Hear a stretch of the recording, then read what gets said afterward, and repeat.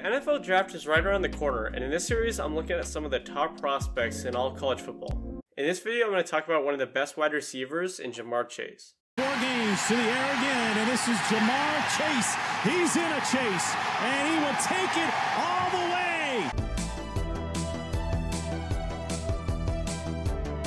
Ja'Marr Chase was born a few miles outside of New Orleans in Harvey, Louisiana, and at Archbishop Rummel High School, he had over 2,100 yards and 30 touchdowns as he gained national attention. As a borderline 5-star recruit, Ja'Marr gained attention from some of the biggest powerhouses in the nation. Among some of the top schools after Ja'Marr were Florida, TCU, Michigan, Auburn, and a school just an hour and a half away from his home in LSU.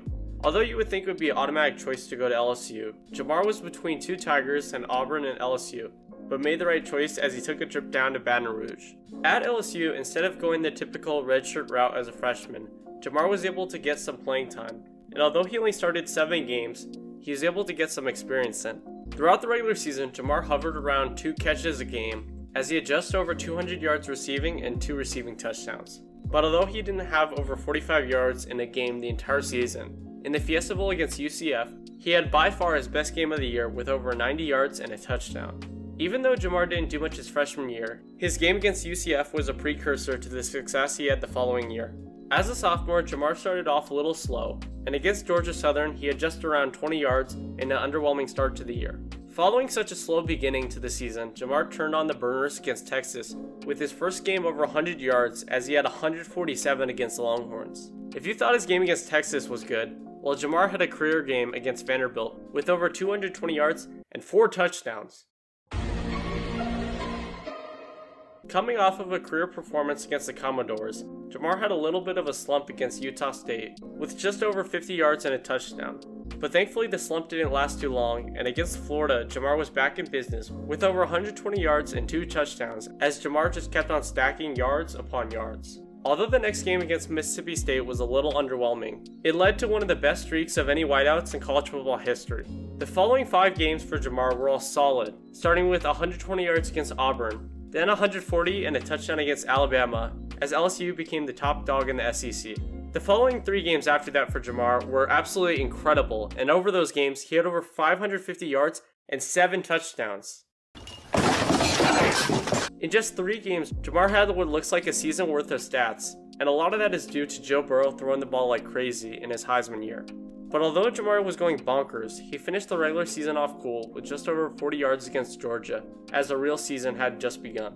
Even though Joe threw for nearly 500 yards and 7 touchdowns against Oklahoma, it was not Ja'Marr's day, as he had only 2 catches for around 60 yards. But thankfully LSU didn't need him too much, as they won 63-28.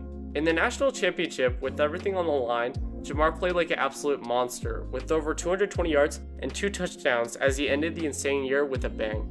Including the postseason, Ja'Marr had over 1,750 yards and 20 touchdowns, as he had what looks like an insane senior season as a sophomore. Although many would go straight to the league after such an insane year, Ja'Marr decided to stay, but opted out of the season due to the pandemic. All of this is super confusing until you realize that NFL teams won't draft a player unless they are 3 years removed from high school. So instead of coming back as a junior, Ja'Marr has just been working relentlessly to become the best he can be, and I think it will pay off big time. At 6'1", 200, and as an overall stud, Ja'Marr has a lot to like and can elevate any wide receiver core that he's a part of. Ja'Marr is an extremely fluid runner and is able to accelerate at an elite level that is very tricky to guard.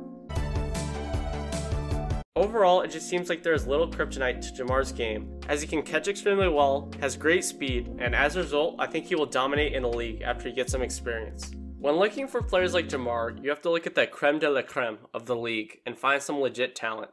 White people, white people, white people. Now this may seem a bit much, but the closest player to Ja'Marr that I see is little old wideout in Green Bay called Davante Adams. Davante may or may not be the best wide receiver in the league, so the comparison is quite insane. But of all the talent at the position, and based off their build, the two are super alike. Not only do they both dominate with the route running, and are both extremely difficult to guard, but they are both 6'1", and although Davante has over 10 pounds on Ja'Marr, it is tough to find differences between the two.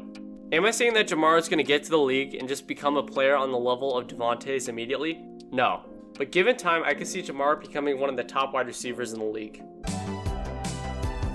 It is pretty dang tough to find any holes in Ja'Marr's game, And the very fact that he has been training for years straight shows me everything I need to know about his work ethic.